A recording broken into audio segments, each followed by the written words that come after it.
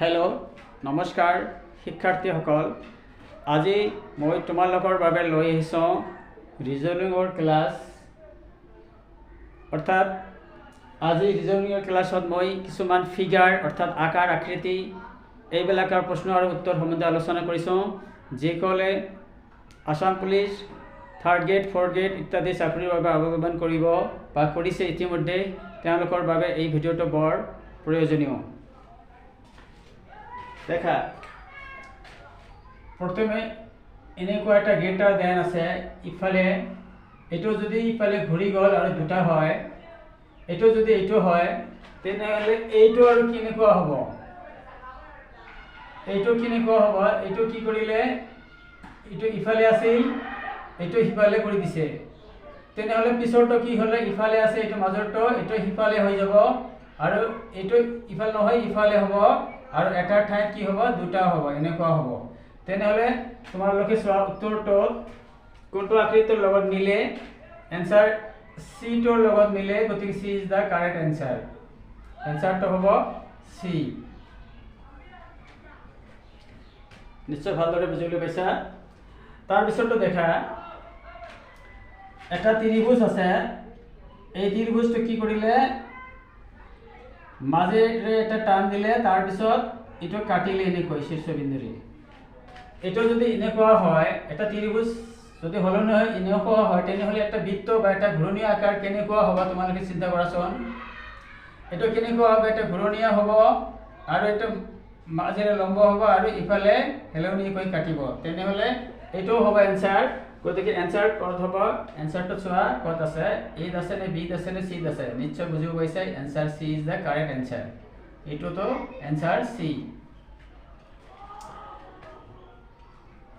তারপর 3 নম্বরটা চোৱা এটো প্লাস চিন দিয়া আছে আৰু কাৰ চিন দিয়া আছে এটো কি হল ক্ৰস চিন হৈ গল এটো যদি এনেকুৱা হয় তেনেহলে ত্ৰিশূলটো কি হ'ব ত্ৰিশূলটো এনেকৈ লম্ব হৈ নাথাকে ত্ৰিশূলটো কি হ'ব নিশ্চয় হেলনীয় হৈ যাব এটো এনেকৈ হেলনীয় হৈ যায় গৈ এনেকুৱা হ'ব নিশ্চয় তেনেহলে এনসাৰ কোনটো ৰাইট হৈ আছে এনসাৰ ইয়াতো সি টো কাৰেক্ট হৈ আছে এনসাৰ সি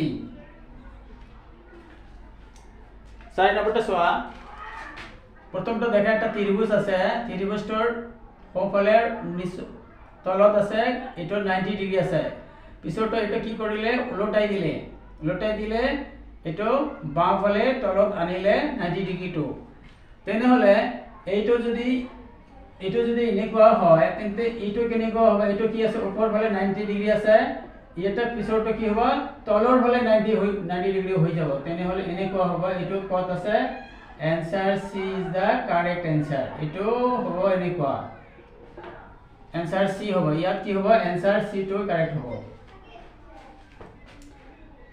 5 নম্বৰটা চোৱা ইয়াত এটা ত্ৰিভুজ দিয়া আছে এটা ত্ৰিভুজ তাৰ পিছত এই ত্ৰিভুজটো এটা ত্ৰিভুজ সৰু সৰুকৈ দুটা ভাগত ভাগ কৰি এটা তলৰ ফালে এটা ওপৰ ফালে মুখ কৰিলে এটো যদি এনেকুৱা হয় তেনেহলে এটা চাৰিকোণীয়া এটা কি কৰিব লাগিব এটো দুটা ভাগত ভাগ হ'ব এটো এনেকুৱা নিশ্চয় হ'ব এনেকুৱা হ'ব তেনেহলে দেখা ইয়াতো সি ইজ দা কাৰেক্ট এনসাৰ এনসাৰটো কি হ'ব সি এ হ'ব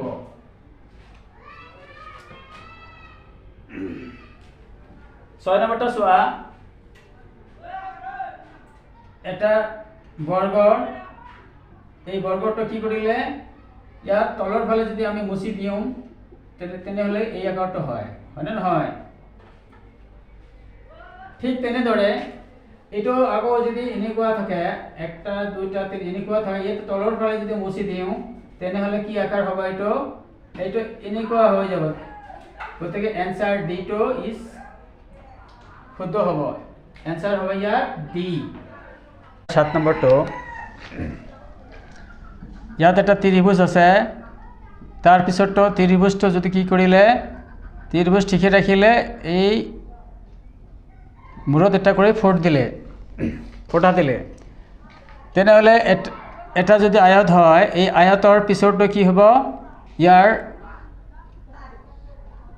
এটা আয়ত ইয়াতো ফোট দিয়া হ'ব পিছৰটো এনেকুৱা হ'ব তেনেহ'লে কোনটো কাৰেক্ট হৈ আছে ইয়াত দেখা এইটো কাৰেক্ট হৈ আছে এইটো এনসাৰ এ হ'ব এটা ঘূৰণীয়া আছে তাৰপিছত এটা ঘূৰণীয়াটো কি হ'ল দুটা হৈ গ'ল তেনে হ'ব ত্ৰিভুজ এটা আছে পিছৰটো কি হ'ব ত্ৰিভুজ দুটা হৈ যাব নিশ্চয় এনেকুৱা হ'ব এনেকুৱা আকৃতি ক'ত আছে দেখা অপশ্যন ডিত আছে তেন্তে অপশ্যন ডিটো কাৰেক্ট এনসাৰ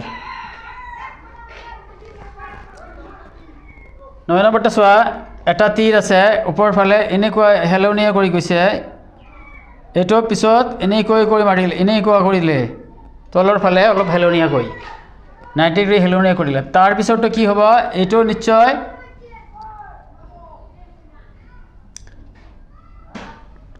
এইটো ওপৰ ফালে আছে তাৰ পিছৰটো হেলনীয়াকৈ 90 ডিগ্ৰী তল ফালে মাৰিলে এইটো কি তাৰ এইটো যদি ওপৰ ফালে মাৰে তেনে তাৰ পিছৰটো নিশ্চয় আকৌ তলৰ ফালে যাব এনেকুৱা হ'ব কিন্তু ইয়াত এটা কথা আছে দেখা এইটো আৰু এইটোৰ মাজত পাৰ্থক্য আছে ইয়াৰ পাখি দিয়া আছে ইয়াত পাখি দিয়া নাই তেনেহ'লে এইটো পাখিলা মাৰিলে পিছৰটো পাখিলা নহয় ফৰটেলা হ'ব তেনেহ'লে অপশ্যন বিটো দেখা এইটোৰ লগত মিলিছে option B is the correct answer option বিটো হ'ব এনসাৰ বি 10 নম্বৰটো চোৱা ইয়াত দুটা এনেকৈ আছে সমান্তৰাল দুটা কি কৰিলে সমান্তৰাল দুটা কাটিলে সমান্তৰালকৈ আৰ্ক কাটিলে তেনেহ'লে তিনিটা যদি ইফালে থাকে তেনেহ'লে তিনিটা ইফালে থাকিলে তিনিটা ইফালে দিলে হ'ব এনেকুৱা আকৃতি ক'ত আছে দেখা অপশ্যন এত আছে এইটো এনসাৰ কাৰেক্ট হ'ব এনসাৰ হ'ব এ 11 নম্বৰটো চোৱা এই চাৰিকোণীয়টো বাহিৰত আছে ইয়াত চাৰিকোণীয়টো ভিতৰত লৈ গ'ল এটা ঘূৰণীয়টো ভিতৰত আছে ঘূৰণীয়টো বাহিৰত লৈ গ'ল আৰু এইটো কি আছিল তলৰ ফালে আছিল আৰু এইটো ওপৰৰ ফালে এনেকৈ গ'ল তেনেহ'লে এইটো কি হ'ব এইটো আছিল ছয়কোণীয়া ষড়ভুজ এইটো আছিল বাহিৰত এই ইয়াত কি হ'ব এইটো ভিতৰত যাব নিশ্চয় এইটো ভিতৰত যাব এনেকুৱা হ'ব আৰু এইটো আয়তটো আছিল ভিতৰত এইটো বাহিৰত যাব গৈ এইটো ইফালে আছিল এইটো কি হ'ব ইফালে যাব ইয়াত উত্তৰটো কি হ'ব দেখে এনেকুৱা আকৃতি ক'ত আছে অপশ্যন চিত আছে গতিকে option C is the correct answer তাৰপিছৰটো চোৱা 12 নম্বৰটো এটা ঘূৰণীয়া আকৃতি আছে এই ঘূৰণীয়া আকৃতিটো কি কৰিলে আৰু ভিতৰত আছে এটা ত্ৰিভুজটো বাহিৰত নিয়ে লৈ গ'ল আৰু ঘূৰণীয়া আকৃতিটো তলত আছে তলত ফৰ্ট হিচাপে দি আছে ইয়াত সৰু হৈ আছে এইটো যদি এনেকুৱা হয় তেনেহ'লে এইটো কেনেকুৱা হ'ব এইটো আকৌ কেনেকুৱা হ'ব এইটো বাহিৰত আছিল এইটো ভিতৰত যাব এইটো কি আছিল বাহিৰত এই আয়তটো বাহিৰত আছিল এইটো ভিতৰত যাব এটা সৰু কৈ দিওঁ এইটো ভিতৰত যাব আৰু চাৰিকোণীয়টো বাহিৰত এতিয়া হ'ব চাৰিকোণীয়টো এতিয়া বাহিৰত হ'ব এনেকুৱা আকৃতি হৈ যাব এইটো ডিত আছে answer D is the correct answer এই এনেকুৱা আছে এইটো কলা হৈ যাব এনসাৰ ডি লিখা 13 নম্বৰটো এইটো আৰু এইটোৰ কি উল্টো আছে এইটো আয়তটো আছে বাহিৰত এই আয়তক লৈ গ'ল ভিতৰত তাৰপিছত বৃত্তটো আছিল তাৰপিছত ইয়াত বৃত্তটো লৈ গ'ল একবাৰে ওপৰত আৰু এই ত্ৰিভুজটো একেবাৰে মিডিলত আছে ত্ৰিভুজটো লৈ গ'ল মিডিলত তেনেহ'লে ইয়াৰ এইটোৰ সলনি এইটো কি হ'ব তেনেহ'লে এইটো আছে পঞ্চভুজ 1 2 3 4 5 এইটো মিডিলত সোমাব এইটো মিডিলত সোমাব তাৰপিছত দেখা এইটো বৃত্ত আছিল ইয়াত বৃত্তটো বৃত্তই হৈছে তেনেহ'লে এইটো এনেকুৱাই হ'ব তাৰপিছত এইটো আছিল ত্ৰিভুজ, ত্ৰিভুজটো কি হ'ল, এইটো তাৰ বাহিৰত উঠি গ'ল। এনেকুৱা একটা পিকচাৰ হ'ব। তেনেহ'লে কোনটো হ'ব? অপশ্যন চিটো কাৰেক্ট হ'ব। অপশ্যন চিটো correct answer. Option C correct. তাৰপিছত 14 নম্বৰটা চোৱা, এইটো আৰু এইটোৰ কি পাৰ্থক্য হ'ল? এইটো ও, এইটো দেখা যায় ও, এইটো আৰ, এইটো আৰ, এটা মিৰৰ ইমেজ হৈছে, অৰ্থাৎ আয়নাত দেখিলে যেনেকুৱা হয় তেনেকুৱা হৈছে। তেনেহ'লে এইটো পি আছে, এইটো মিরর সাইজ হৈ গ'লে কি হ'ব? পিটো ইফালে হ'ব আৰু ভিটো মিৰৰ সাইজত গ'লে এনেকৈ মিৰৰ ইমেজ এনেকুৱাই হ'ব। তাৰপিছত এইটো ইয়াত দেখা টিটো ওপৰত আছে, এটা তলমুৱা হৈছে, তেন্তে ৱাইটো তলমুৱা হ'ব, এনেকুৱা হ'ব। আৰু এলটো এইটো কি হ'ল? ওলোটা হ'ল, তেনেহ'লে এলটো এনেকুৱা হ'ব। তেনেহ'লে অপশ্যন কোনটো ৰাইট হ'ব? অপশ্যন চি যিটো আছে, এইটো পিকচাৰ আৰু এইটো পিকচাৰ একে হৈছে, গতিকে অপশ্যন চিটো কাৰেক্ট হ'ব। Answer C. 15 নম্বৰটো চোৱা, ইয়াৰ আৰু ইয়াৰ মাজত দেখা কি আছে? এইটো একেবাৰে ওপৰত আছে, এইটো একেবাৰে বাহিৰত আছে, ভিতৰটো এইটো লৈ গ'ল একেবাৰে ভিতৰত। তেনেহ'লে এইটো বাহিৰত আছে, এইটো ষড়ভুজ, এইটো ভিউজ আছে 1টা 2টা 3টা 4টা 5টা 6টা, এইটো তলত সোমাব, এইটো একেবাৰে তলত সোমাব। তাৰপিছত এই সাইডটো এইটো ওপৰত গ'ল, তেনেহ'লে এই সাইডটো কি হ'ব? এইটো ওপৰত যাব, এনেকুৱা হ'ব। এই সাইডটো কেনেকৈ ক'ত আছে দেখা, ইয়াত বিত আছে, এনেকুৱা পিকচাৰ ক'ত আছে? ইয়াত বি হৈ আছে, গতিকে option B is correct. Answer হ'ব বি। 16 নম্বৰটো চোৱা, ওপৰত আছে ধৰা এইটো ইনটু 0, এইটো 0ৰ মাজত আছে এক্স, তলত আছে মাইনাছ। ইয়াৰ সলনি কি কৰিছে? এই মাইনাছটো য'ত তলত আছিল এইটো ওপৰত লৈ গৈছে, তাৰপাছত 0টো ওপৰত আছিল, এইটো মাজত দিছে, ওপৰটো মাজত হৈছে, এইটো মাজত হ'ল, আৰু এক্সটো মাজত আছিল, এইটো তলত গ'ল। তেনেহ'লে এইটো ইয়াৰ ক্ষেত্ৰত কি হ'ব?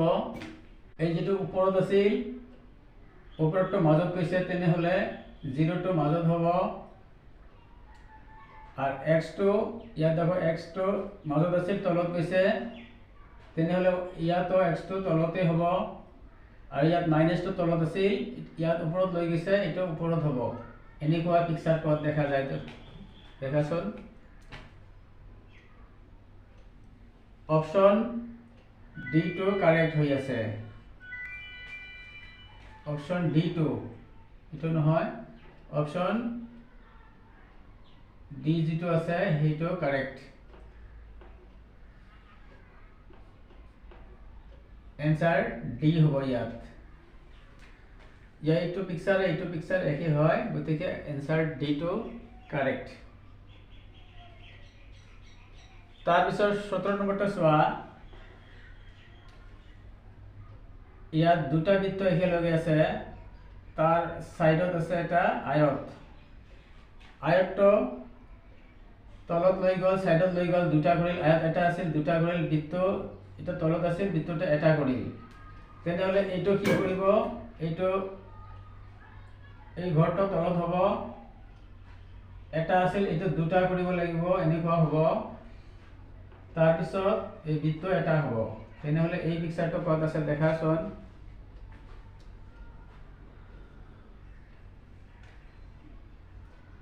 এনচাৰ দেখা এইটো কাৰেক্ট হৈ আছে। এনচাৰ এ, ইয়াত এনচাৰ হ'ব এ, এইটো হ'ব এনচাৰ। 18 নম্বৰটো চোৱা,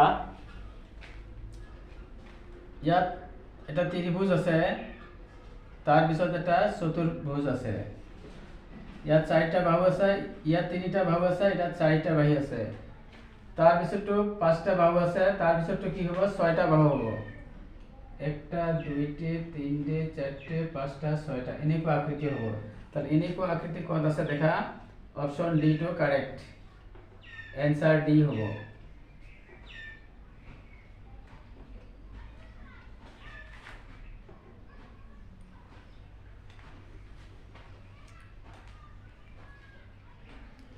নিশ্চয় তোমালোকে ভালদৰে বুজিবলৈ পাইছে আৰু এই চেনেলটোৰ দ্বাৰা যদি তোমালোকৰ উপকৃত হয় তেনেহলে চেনেলটো লাইক কৰিব আৰু সাবস্ক্ৰাইব কৰিবলৈ নাপাহৰিব।